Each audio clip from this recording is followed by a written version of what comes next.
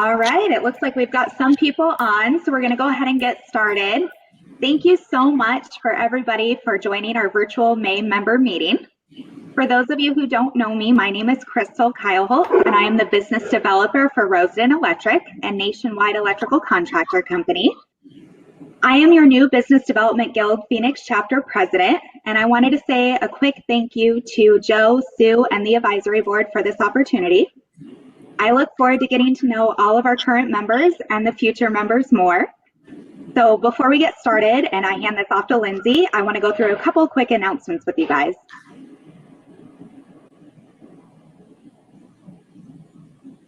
All right, so a quick thank you to our sponsors, LMI 360 and L. Keeley Construction. Without sponsors like you, events like this couldn't happen, so big thank you.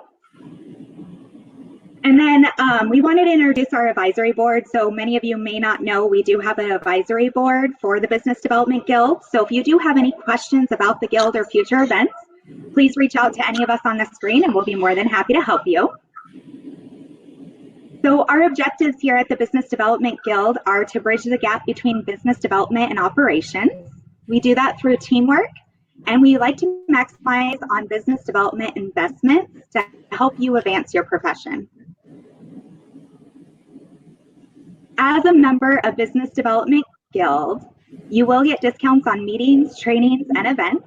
And then we do host member-only events. And then you do have the opportunity to receive a +1 to meeting registration. So if you do need to sign up, or if you'd like to sign up, go ahead and go to our website, or anybody who might need to renew their registration, go on there today. As we continue to expand opportunities, there are different opportunities to get involved. So as you can see on the screen, we do have several chapters, the Phoenix, Arizona chapter, Southern California, and Denver, Colorado. And as things start to go a little bit more virtually, you'll have the opportunity to expand your network in those different chapters. And a quick reminder that the Certified Business Developer classes are starting June 16th.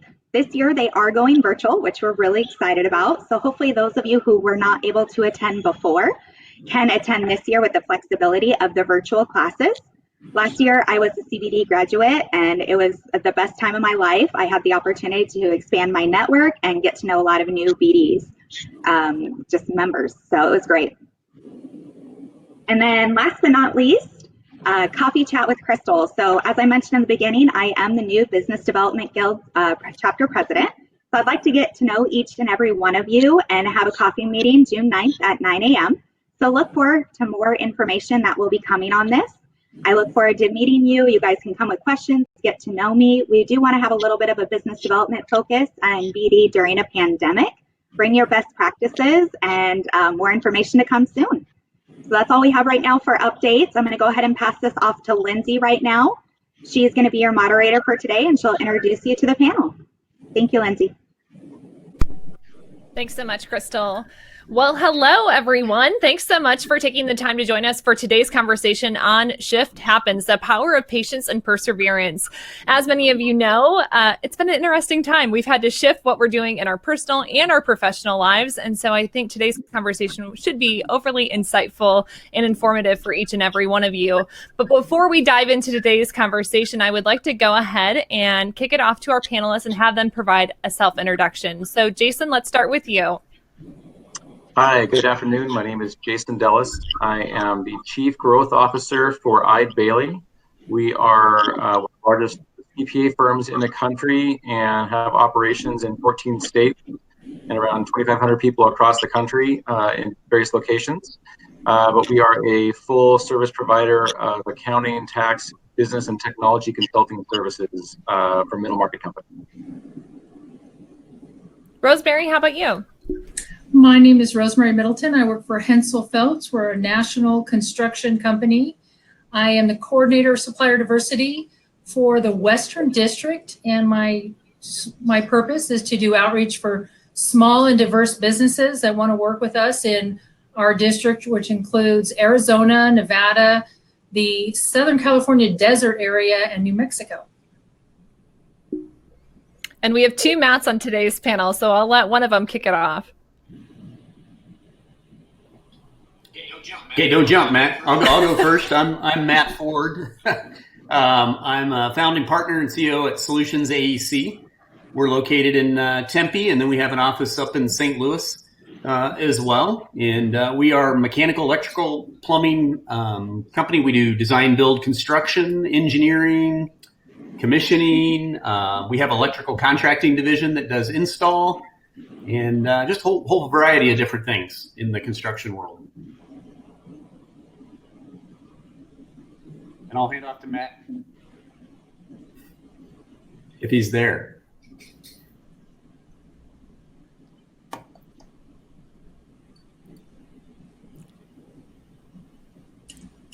I don't think he's on. Who knows? I think we've all experienced some technical difficulties as we've navigated all of this ourselves. So this is a new platform. I'm hopeful that Matt will be able to join us here in a little bit. And once he does, we'll make sure that he does do that self-introduction. But as mentioned before, I'm Lindsay. Oh, there he is. Matt, can you hear us?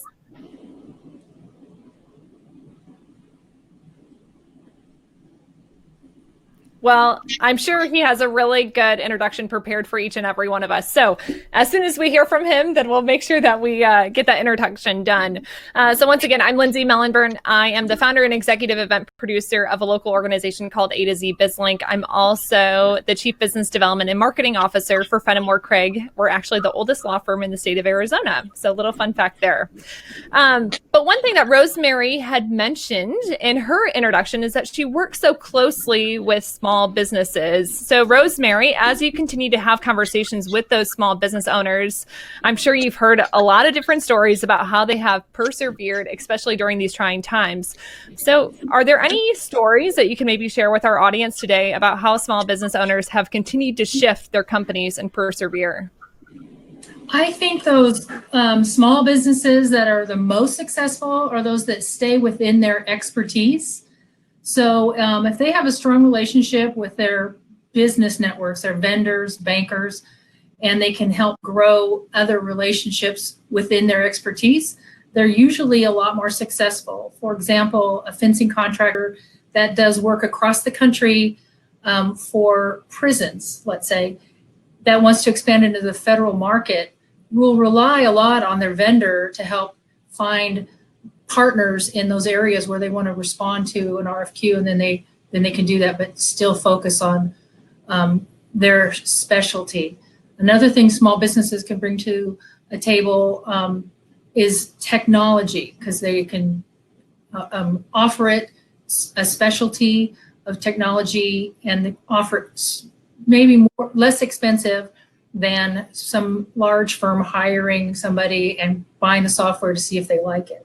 So those are ways that they can focus what they do well and stay in business and expand. When you expand into something you're not an expert at and have to hire more people when you're small, when you need to shift, you have to shift those people that aren't the same expert, don't have the same expertise. So I would say those that stay focused in their expertise are the most successful.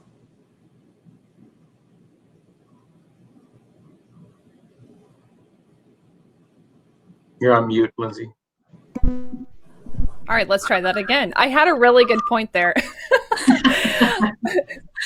So as we all got together this last week, we had some interesting conversations about, how businesses can set themselves up for success. Rosemary, you shared a little bit more about, helping those small businesses. But Matt, you had some interesting comments about, having advice for local business leaders and the importance of having the right kind of clients, partnerships, and relationships in place. And this ties into the overall importance of businesses having strategic plans.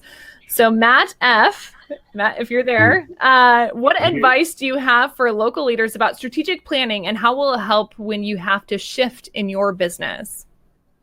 Yeah, I think I'll just continue right where Rosemary left off. I mean, for us, the relationships are the key. In addition to the strategy, we over time we set in our company and in many companies, I'm sure, are the same way. We set long-term BHAG type goals, and for us, it's a 2030 vision that we've laid out there, and that encompasses some strategies as it relates to market sectors, key relationships. It involves some strategic initiatives for us that were placed in place well before this COVID crisis began. So, for us, it's continuing to move the flywheel forward with our strategic plan. Hey, there's Matt. Hey, sorry, I had to make go. Apologies. I was having user error. I do a fellow little jib there. Matt and I both went to college in Kansas. He's from KU, and I'd probably make a development. I don't think it changes. When you have something like this, if anything, it creates a bump. Maybe you have to refocus and shift slightly.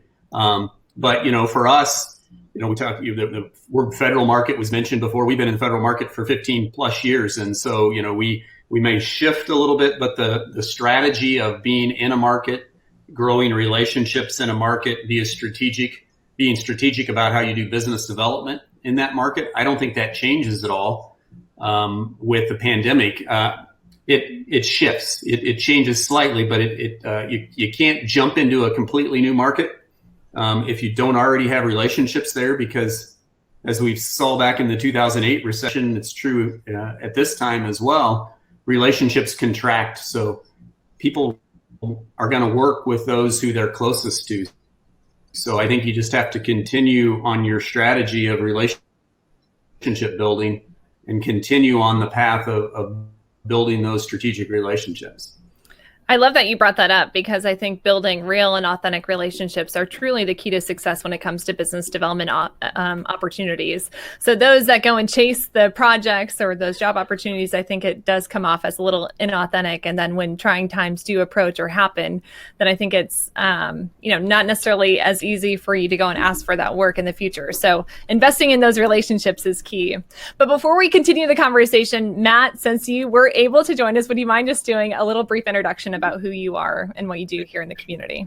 Sure. Thank you. Sorry for my issues before. I was actually here watching. I just couldn't engage, so I had some issues. My name is Matt Kosetner. I'm a partner at Allen Philp Partners Architects, specialized in the Valley for about 43 years now in hospitality design, senior living, and mixed-use multifamily kind of gaming facilities. Excited to be here today. And again, thank you for your patience. Thanks, Matt. All right. So this next question, I would like to open it up to the entire panel. So many of us have learned that if you fail to plan, you're planning to fail. So having a strategic plan, especially one that includes the buy-in of upper management, is crucial to your success. So there are times where unforeseen circumstances, such as what we're experiencing right now, causes us to have to change, adapt, and then respond. So this question's for everybody. What tips do you have for responding to your target audience's needs while not losing sight of your overall business goals and objectives? Who would like to take the lead on this one? I can jump in since I've been quiet for the front end of this. I think it'd be fair to say that none of us, anyone on this panel, was ready for what was coming, what happened in the last few months. I think the best way that I can say we adjusted while maintaining our client goals is how best you can maintain regularity. We had people shift to work from home while trying to keep it as seamless as possible for our clients, whether it be engaged in different platforms. Everyone's seen the Teams commercials and the different programs that have come out now. But I think the best thing that we could do, and the best thing that we achieved, is making it seamless for our clients, making it so that they didn't really feel a bump or a hiccup in the work despite the strange things that were happening. And I think it also kept a lot of our projects moving steady without any pauses because of that. Yeah, consistency, I think, is key. Does anybody else have anything they'd like to add to Matt's comments?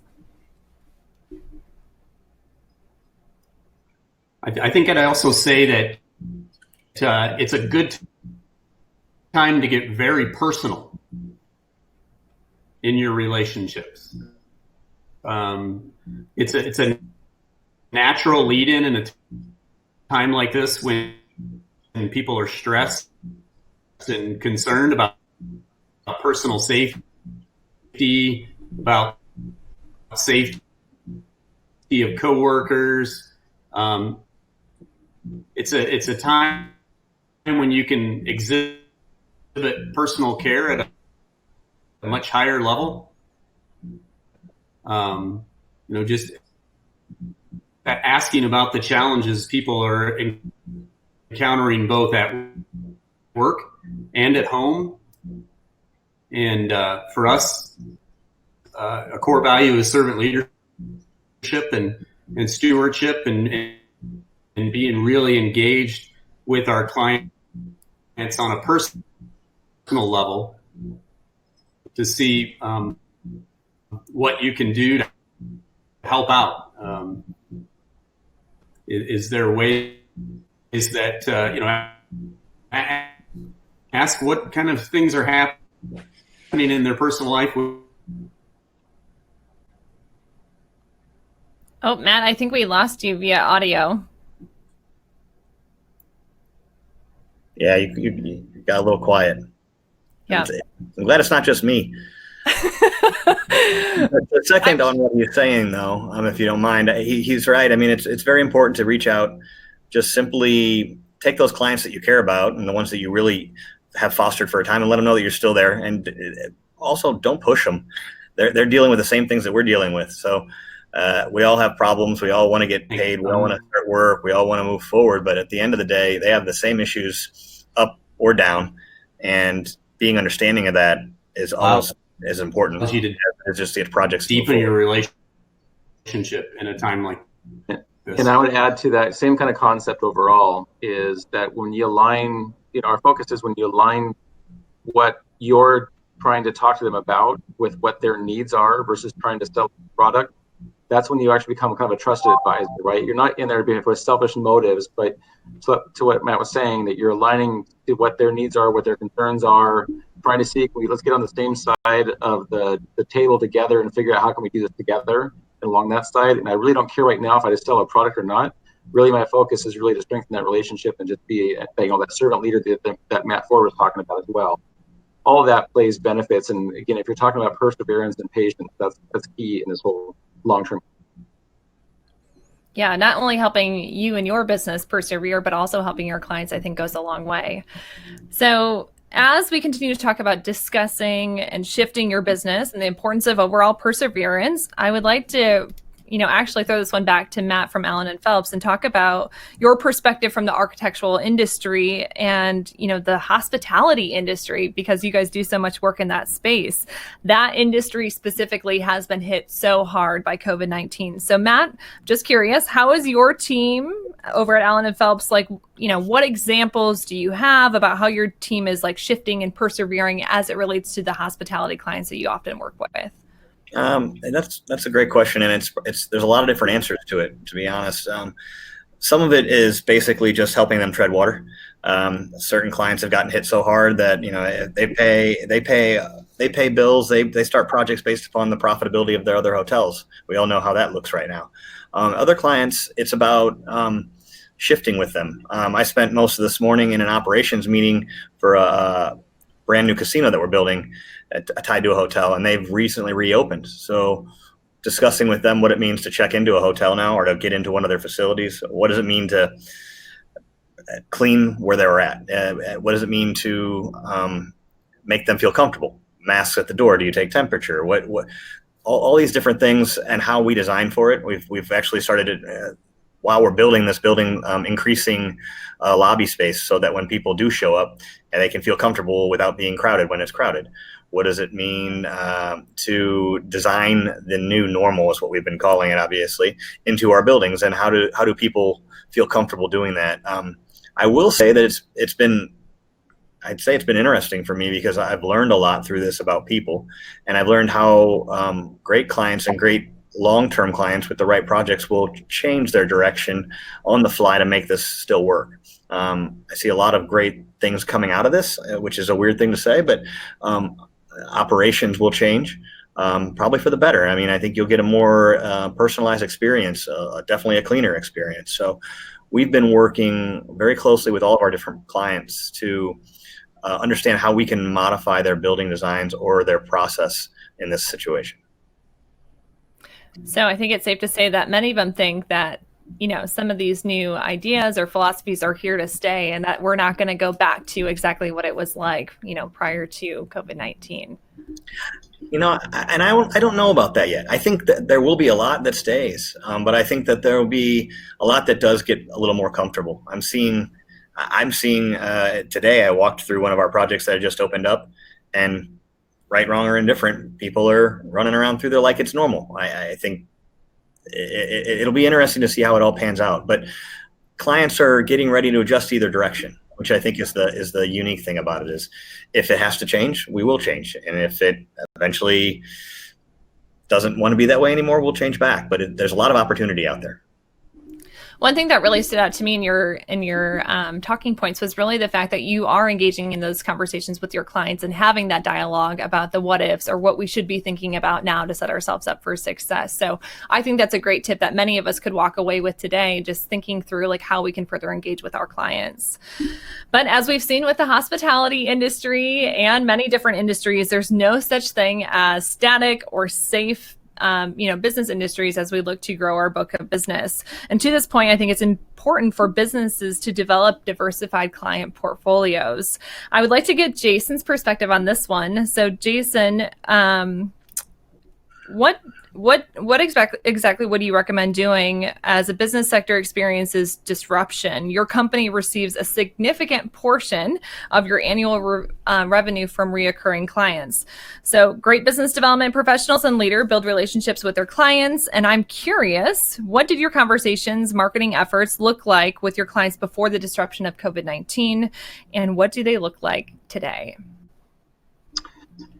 So I think that in general, a lot of it was, we probably get a large chunk of our business comes from recurring work. Like we do really good work for our clients, and I don't know what the exact percentage is, but let's say it's 2/3, 3/4 of our work is the same clients and work every year. Audit work, tax work, that kind of thing too, which creates opportunity, and there's pros and cons to that, right? The pro, of course, is that you have a good stream of business coming in that you can continue doing work for on that side. The con side of it is that you also lack the hunger to do project work where you constantly have to be selling out there. So I'd say that before work, the conversation is a lot just doing great client work and helping our clients through type work, the daily stuff they'd work on. Sometimes that might fall back to what's more compliance-driven work for us, like it might be our audit or tax work, which we have to do year after year. You might find that a lot of it's done through marketing and the communication side of just what we want to be sharing information from a high-level perspective. And you might, in general, you might be counting on from a business development perspective and maybe focused on the event, right? Being able to rub shoulders with potential buyers or referral sources of those kind of needs. Since then, I think a lot of that has just changed, and the focus is more about how do you have more engagement on a one-on-one basis. So it's less on the marketing side and more back on that business development side. And when you're doing so, what kind of conversations and what is the topic you're talking about? For us, the big focus is really just making sure it's relevant today. And what are they really dealing with? We talked about a bunch of things here so far already. But for us, it can be a wide variety of issues such as cash management. And what are they doing with the PPP loan? And what are they doing just to secure their business financially? Through some of the operations issues and helping them think about now, but when we go back, kind of open up business as we can. How is there going to be social distancing and how are you going to open up the business and provide security and safety while attracting customers and not turning that away? So the nature is probably turned a little bit more towards advisory level work and just helping companies think through their plans and strategies, as opposed to just kind of doing the same old. So in a way, as unfortunate as the situation is, it has created a great time for us to pivot, do a fresh look at how we can serve clients and kind of go from here. And I'd like to get some insight. How does this look the same or different in relation to like our last recession? So I think in the last recession, we kind of, from a cycle perspective, we knew it would come up eventually. And I don't think we thought it would be as abrupt as it did last time. So I kind of go back to one of your earlier questions where you talk about those who fail to plan to fail. I think coming up with that alternate strategy and thinking about it in advance about how are we going to be nimble and adjust to it when the markets do change. No one thought it'd be this abrupt. I mean, that absolutely there's no one that did. But for us, what we started thinking about in advance, like even 2 years ago, were what industries. So how do we recession-proof our business? And so what industries were those that thrived during the last recession? And you can look at examples like healthcare did pretty well. They're pretty stable in what they were doing. And weirdly enough, pet supplies and pet food did phenomenally well because people will sacrifice themselves before they'll sacrifice their pet, giving stuff to their pet, right? So just being smart about where you're investing early on, should something happen, how do we do that transition? So that's helped us a little bit as we look forward. But clearly we had to scramble just like everyone else did, just to be reactive and provide value to clients as we try to help educate them and help them prepare. Thanks, Jason. Yeah, I think a lot of us, whether it was the recession or COVID-19 or who knows, I mean, there's a number of different things that could impact businesses and face us with some harsh realities. And I think there's really two different ways that people tend to respond to these kind of situations. They either, kind of freeze up and think, oh my gosh, I'm just going to sit back and wait and watch and see what everybody else is doing, or those that start planning to take action.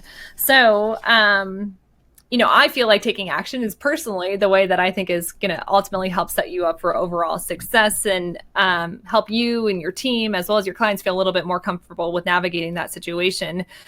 And I think an important point to mention is that when we go through some of these uncomfortable situations, that's actually helping us to grow. So with growth comes some level of feeling discomfort, but that's not necessarily a bad thing. So don't get too worked up over that if you're feeling a little uncomfortable, because there's so many unknown factors out there.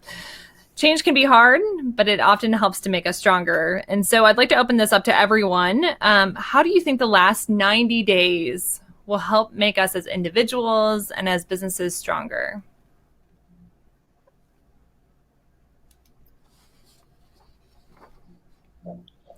Well, I'll chime in on that one, I guess. I think from my standpoint, I think it's made me more, from a personal standpoint, it's made me more conscious and aware of how we're targeting work and how we're targeting moving the business forward. It's been really eye-opening as 1 minute the hospitality business was booming. It was one of the largest increases that we've seen in years. And then literally within 1 week, it was like someone had taken the rug and pulled it out from underneath me. So changing my focus and trying to understand what that meant to the company was I think made me a lot stronger, because it made me understand and think about things in a different way. From a business standpoint, I find us becoming more efficient. I've recently started to look at how we staff projects, manpower, what we do to target client responsibility and progressing a project forward. And I think it's been carrying those lessons learned through the next step will help the business itself become a better run place and a better, smoother project process for my clients. I want to jump on that and agree with efficiency. I've seen it in our company, and I've seen it in my day-to-day, much more efficient, with my result being much better as far as touching people and understanding what their needs are, not just answering an email, but taking time to, do a face-to-face call, because I'm not afraid of it anymore, and building that relationship to a point where I don't have to answer them as often, but it's more meaningful when I do it.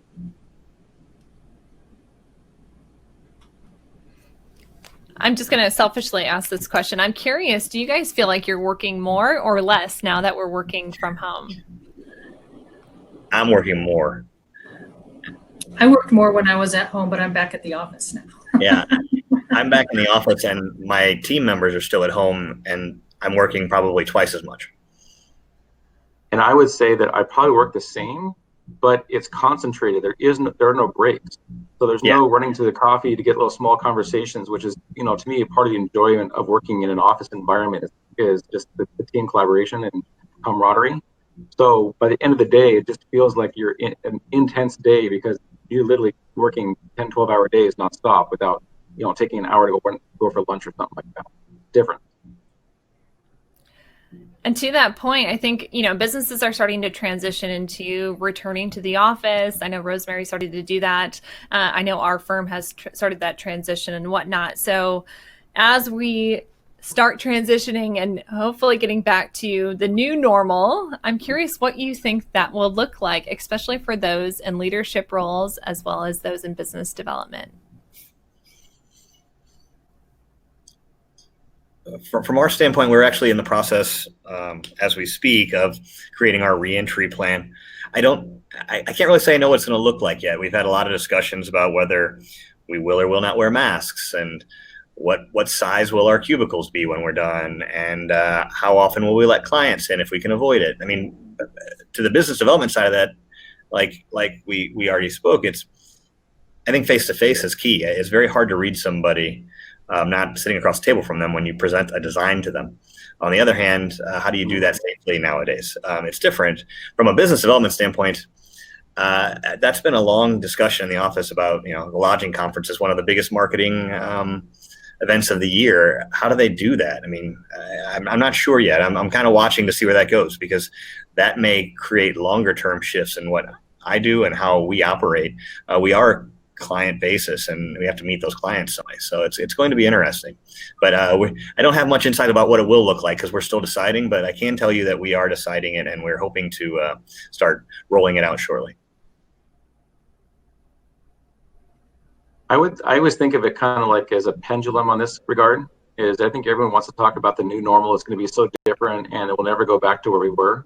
Yeah. And I think it's a pendulum. I think that in the kind of the near term, we're going to have changes, and we're going to all adapt. We're doing it right now.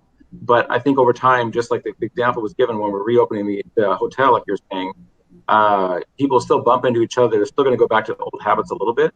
But I think there's going to be a section in there that's going to be permanently changed. And companies that didn't believe in remote workforce and working from home, all of a sudden realize you can be effective and get your stuff done. And they might open up and change what they're doing.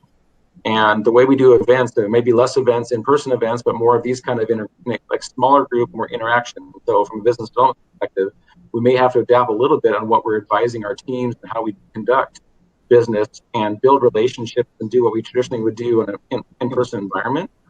But I think over time, there's going to be more comfort level, and we'll get there eventually back to where we were, somewhat, but not. I agree with that. I haven't hopped on a plane yet. I still drive to all my other state projects, but I'm getting really tired of 5 to 6 hour commutes. So, I don't know where my pain threshold will give out, but at some point, there's a question of whether or not I want to hop on a plane again. How will that feel? I'm not sure yet. I can tell you that I went to lunch the other day, and there was a moment of it where I was like, all right, I'm okay with this. And then it got really crowded. I'm like, I'm not sure how this feels just yet. It's still a thing. So, but I agree with you. I think that at some point, everyone always will, like airport security, it's either really, really high or it's really, really low. And it just depends upon how fast you can get through it now again. So I think it will shift back at some point to something, but what that is will be interesting. Yeah. I'd like to get all of your insight too, as you are engaging in conversations. Let's say you get an introduction from one of your friends in the market or one of your main referral bases. I mean, are you engaging with those new contacts or connections differently now than you were before, or does it still look the same? From our standpoint, it looks the same. Especially now. I mean, there's a little bit of a personality situation, and if you embark with an architect down a process, you're stuck with that person for a year. Doing a lot of things that are personal. So I think you need to sit down and have a conversation, whether it be digital or not. A lot of our clients, we've gotten one client for a hotel in Spain on a cold call from a telephone. Never met him until we flew there. On the other hand, I'm happy to sit down across the table from somebody and talk about how our process works. I think that'll always be the same. It just depends upon the situations. And we may be a little bit more suited for it because we work in so many different demographics and locations on different types of projects, different types of sites, and different types of climates. So we don't always get to go to see our people. Rosemary, how about you? So I think that we're just adding a couple more things to our whole case of how we touch people and how we interact, and maybe this new method of group meetings that are smaller will be more often for some clients, but it's not really going to be what another client wants. So I think we're going to kind of have business as usual and just have a couple extra little tools in our bag. Up until this point. Oh, go ahead. I'm back on. So I was having some technical opportunities. Call them opportunities. I think certainly the dynamics of more people working from home has changed the interaction a little bit for us. we too, as Matt was saying, we work with clients all over the United States and have for a long time done, interactions with our clients electronically with meetings, online meetings, go to engineering design world shared platforms of, Bluebeam Reveal and those kinds of things. We've been doing those kinds of things for a long time. So that part hasn't changed as much. It's just a little different interaction, certainly when we're communicating with a client about a new project opportunity or what have you, and they're, in their basement or den, and their 6-year-old kid comes over and pops their head over their shoulder and smiles and waves, right? And that's certainly something that is new. And for me personally, I enjoy it a lot. I like to engage with those family members, and you learn so much more about someone in that interaction. So I think that part of business development and relationship building is different because we're getting to come into people's homes a little bit more, and we're seeing, with the distractions of a conversation that you're having in that setting, the challenges of the platforms like we're having today. Those things are definitely new experiences in the relationship building process. So with Perseverance, go ahead. And I would just add that I think that business development is always going to be possible, right? You just got to be sometimes, even now as we look at cold calling, and that still works, believe it or not, and catching people's attentions. And there's still some old traditional ways you can do things to still be effective. It clearly is easier right now to get attention from clients, and opening up new relationships can be a bit challenging. But to me, if you have good relevance and you have a good topic to talk about, and something that's both maybe educational or saving us or an opportunity for them of some kind, you can still get the attention if you're speaking the right information and not trying to oversell it. We talked about it in the very beginning here. So it just depends on what you're trying to do, what you're trying to accomplish, and what you're after. And to jump onto that a little bit, Jason, I agree with you. If you have finding new clients is difficult, but we've actually had some success lately from our existing clients referring us to new clients because they've trusted us through this process. They've been impressed by us.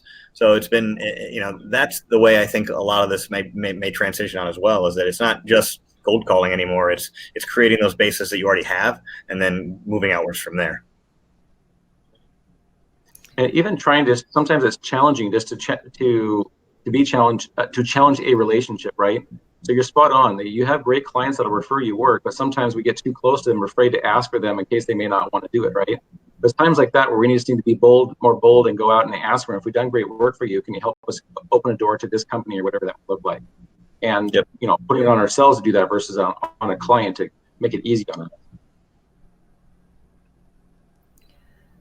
As we wrap up this portion of the conversation talking about perseverance, do you have any additional tips or strategies that you would offer to today's audience? Hang in there. No, I think perseverance is everything changes weekly. I mean, if you start to look out to November or October and you start to worry about what's coming then, I can't even tell you what next week's going to look like right now. I couldn't have told you that Old Town Scottsdale would have looked the way it did this weekend when I walked through there to go to the office. I mean, perseverance to me is actually easier now than it was because I see things changing so rapidly that to guess what's coming to me would be crazy. It's almost like just hop on for the ride right now and set yourself up to win as best as you can. I think one thing that is emerged that it's easier to get groups together and have a discussion about, hey, I see this happening. What do you see happening? Just like we're doing today. So I think that helps us keep our focus. So we're not shy of asking, this is what I'm seeing. Do you agree? And keep your focus on what you're trying to accomplish. All right. So we've covered perseverance, and I'm sure we could probably have, a couple of hours worth of conversation just on that specific topic. But I want to make sure that we get to that second portion. And so we also wanted to talk about the importance of having patience. And that can be really tricky at times for some of us. So I'd like to ask all of you how having patience can provide positive results. Do you have any examples from your experiences that you could potentially share with today's audience? Matt, since you're back, do you want to take a run at this one? Not sure if Matt's fully back. I think in my opinion, it's hand in hand with what we've already started talking about a little bit. For me, it's client nurture. If I can spend the time, even though it's not a profitable decision-making process right now, just making sure my clients are okay, that's a long-term goal for me. So, the patience comes into when you're looking at what's happening right now is, you really need to win, or you want to win, or you want a project to roll forward. But simply taking the time to just let that client know that whatever's happening, you're there, and waiting on him is just as good as hoping that project drops right out of the sky for you. A lot of our projects that have gone, one or two of them that have gone on pause, we're working with that client. We're being patient until he starts it back up. We understand he's dealing with the same things we are. So, we talk with him once a week. We sit down, we see where his next steps are, and we go from there. It's not an instantaneous win, but on the long term, I think it'll still work out for us well. In a lot of conversations that I've had with local business leaders, we've been talking about just focusing in on what are your goals or objectives for the week or that day that you want to try and accomplish, and try and break it down into smaller pieces. Because when you go through disruption, some of this stuff can feel really overwhelming, and you're like anxious and trying to make the most of it and do the best that you can. So by breaking it down and coming up with a couple goals for each day will help you to feel successful in what you're doing, and will help you to become a little bit more patient as things start to work themselves out. Does anybody else have any other advice?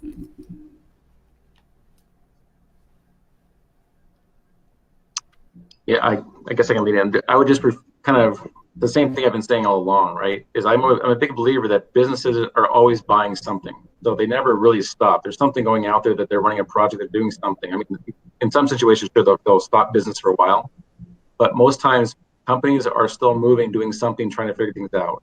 And the more we can align the way we talk to them and help them through those issues, if you align to what their priorities are and strategies are, there's projects to be had out there in some way or another.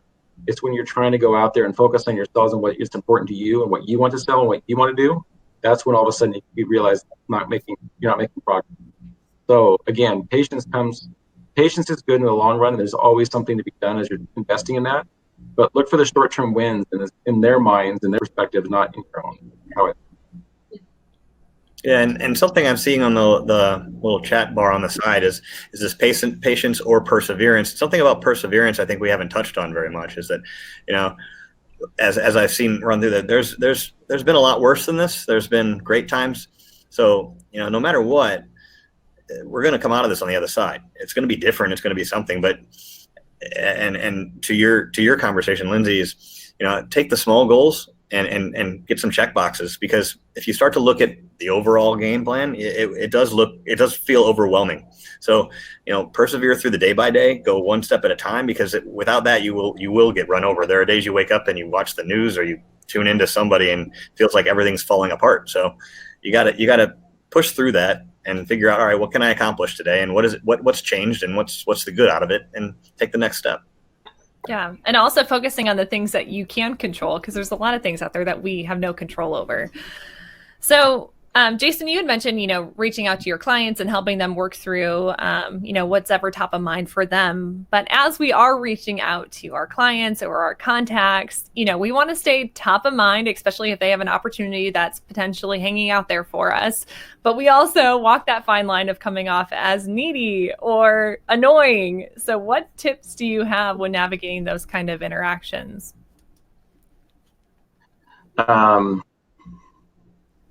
Again, it's to me, I'm kind of boring in a way that I always come back to the same fundamentals, right? It's just asking good questions and checking in on how they're doing and being less self-focused and more focused on them. So I sound like a broken record, but that's really the method I've always used, right? By nature, I'm a relationship seller. So I care more about what's going on with them and less about pitching the product or what's going on.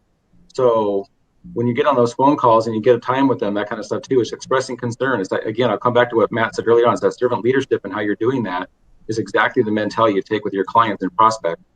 And it just builds from there. And then even if, again, you don't have to have an intention or a sale in mind, it's just really about keeping the conversation going and helping where you can help. And even if you're not the one, but you know how to make a connection to someone else that can make that lead for them and help them moving along with what they're trying to accomplish, to me, that's a win right there.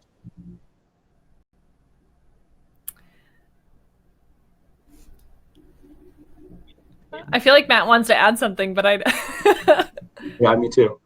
And I see he's smiling. He's definitely smiling a lot. I'm sure we'll come back to it.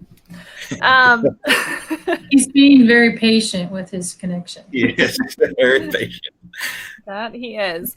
So I guess the second portion for that part of the conversation, I'm curious, I'm sure we've all experienced it where we send that email out or we place a phone call and then we don't hear back from somebody.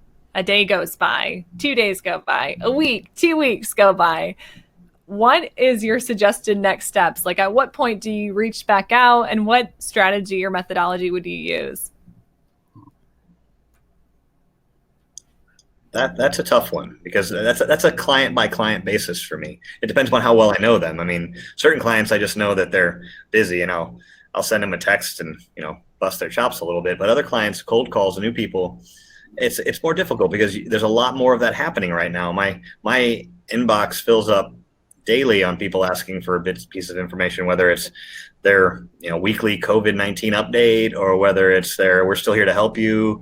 So there's a different level and there's a different it's very tough. I think I would kind of bounce a little bit to what Jason was saying, is that it's based on the client, and you have to really feel comfortable with who that person is as to how much you bother them. Certain clients, they call me once a day, and other ones I may not hear from them, but once every month. But I really, you kind of have to gauge that on a personal note to see just how well you want to go after it, and it depends on the project and the project pace too. If I know something's coming to a head, I'll reach out a little bit more frequently. Say, hey, just give me 5 minutes real quick. But on the other hand, if it's not urgent, I'll let it slide a little bit too. They're getting hit probably just as much as I am and everybody else is. I fully agree. So many of us know, and I know Crystal actually even shared this earlier, but the BD Guild's mission is to bridge the gap between business development and operations. So from where all of you sit in your different roles, I'm curious, what suggestions do you have to help teams to be better aligned with their business development efforts?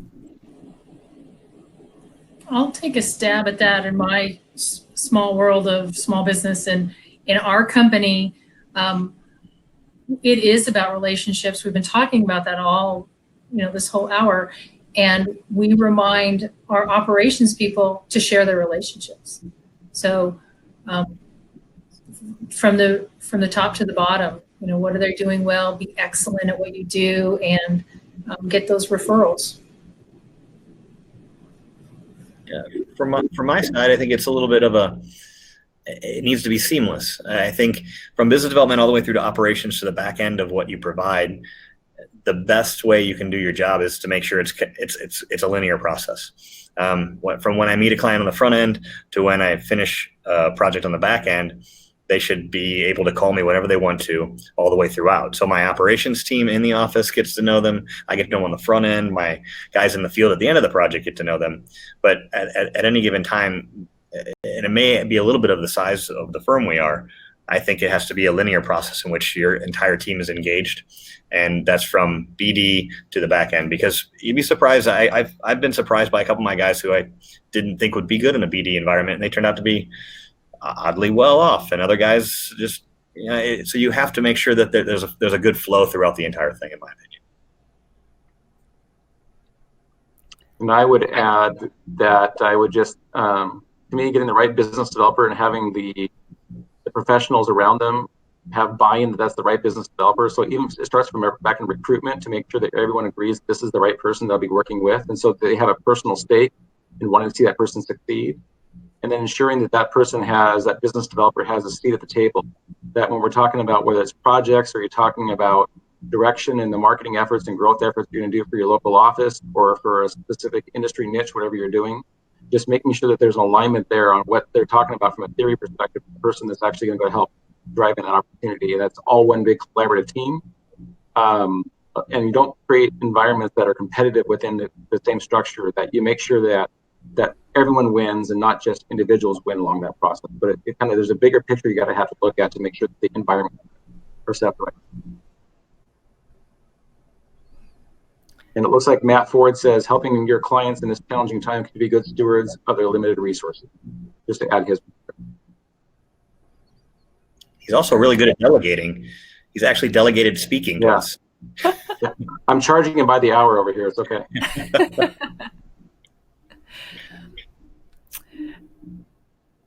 So at this point in time, I mean, we have about 10 more minutes that I can go ahead and continue to have Q&A with our panelists, and then we'll open it up for additional questions. So I would like to challenge each of you that are out there in our audience to think about a question that you're really curious about, because we do have some great local leaders that can help us to navigate some of these key questions.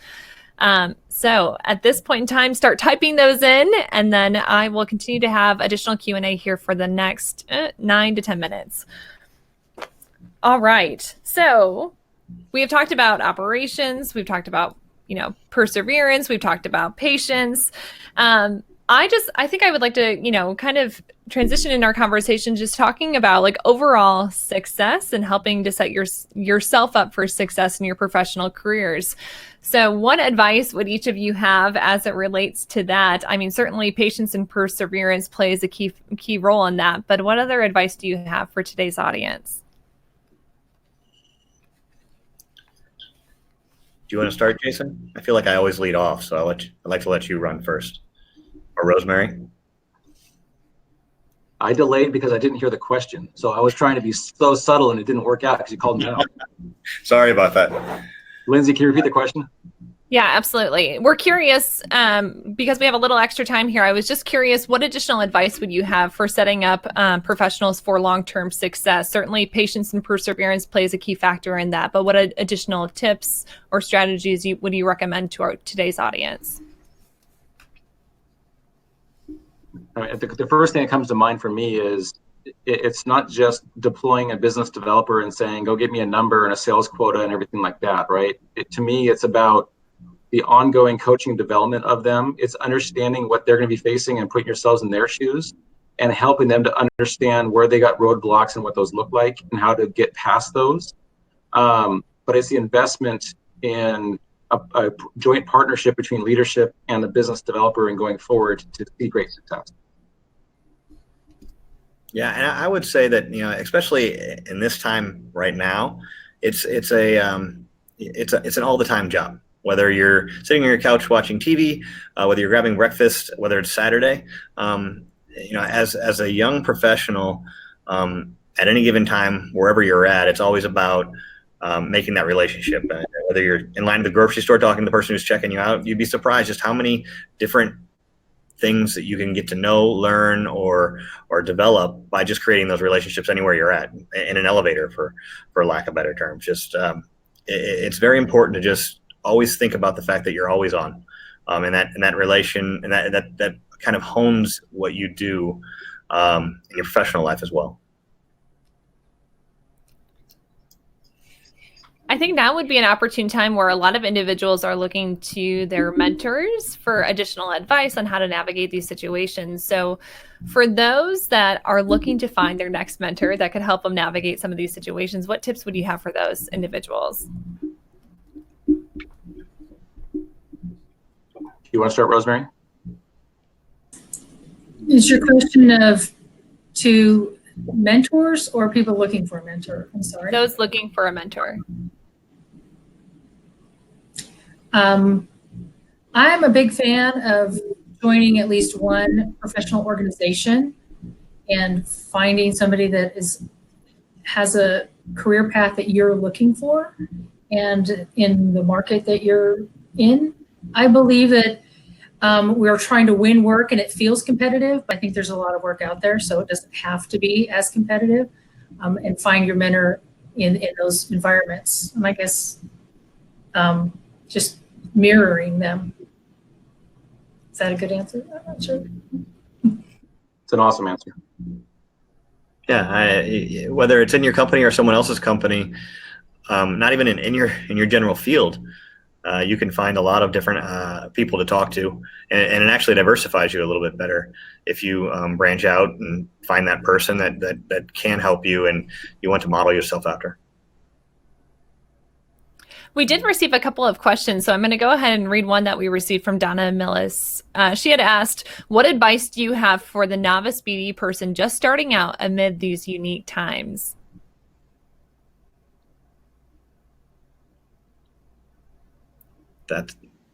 So I guess that really depends. In my opinion, that depends upon just how novice, I guess, are you. If you're working, that's one thing. If you're looking for a job, that's a whole different discussion. But on the overall, I think what I've been impressed by in this guild and in this profession is the resilience and the teamwork. It's a pretty tight knit group who know each other. So making inroads in that group, finding the right path inside of this group that can help you, guide you and point you in the right directions. I get phone calls from people that I'm amazed at what they found out, who they know, and how well it goes. And it's all just from contacts. So even if it's a slow time right now, in my opinion, it shouldn't be, because now is where everyone needs business development, and it's getting someone to actually think that way is a hard part.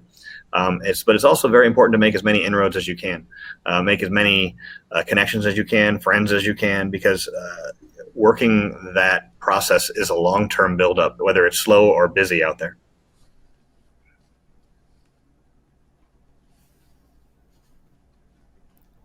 We also received another question from Sue Sylvester. She had asked, how are you creating opportunity from challenges?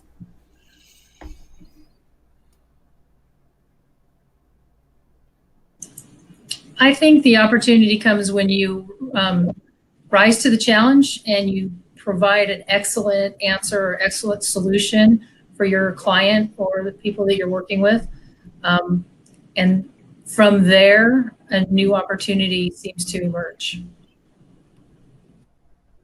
Yeah, there's a lot of fun things that can happen while you're all working remote. I've seen digital happy hours. I've seen, I do walk-in meetings in which, you get to ask goofy questions to make people relax a little bit. Frankly, getting everyone to turn their camera on was quite an effort for me.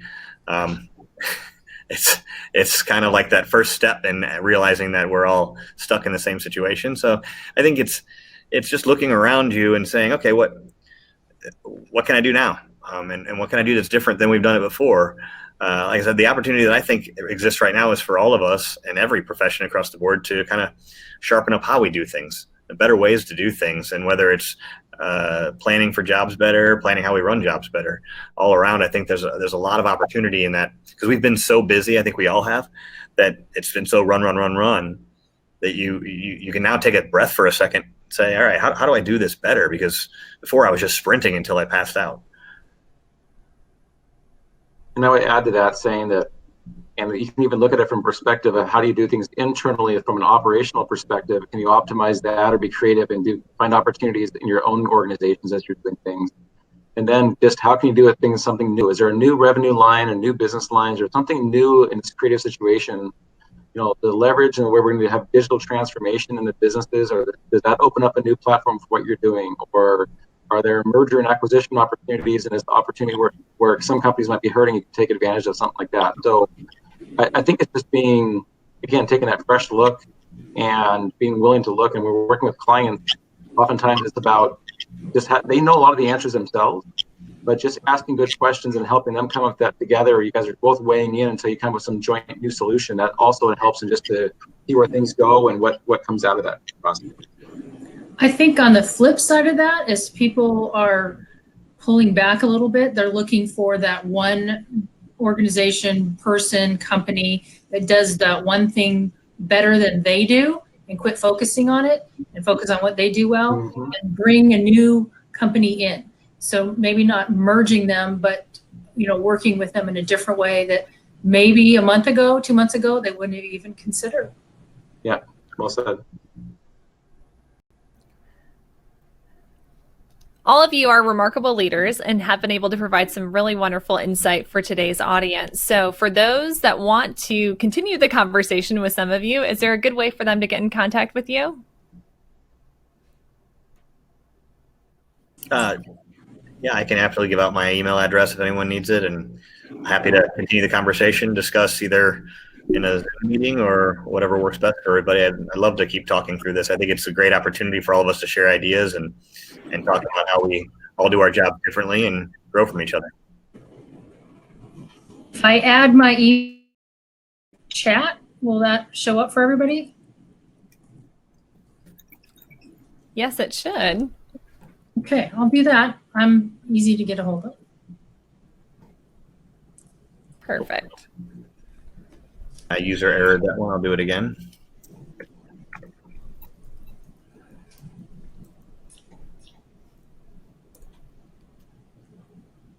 Perfect. I think we all have them in there. Cool.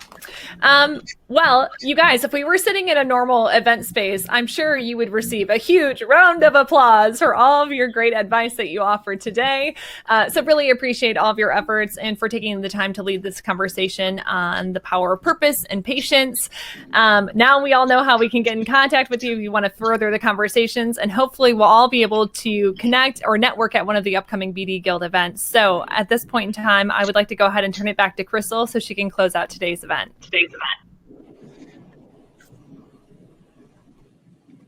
Thank you, Lindsay. And thank you all so much for joining us today and being patient through some of our challenges with shifting to the virtual platforms.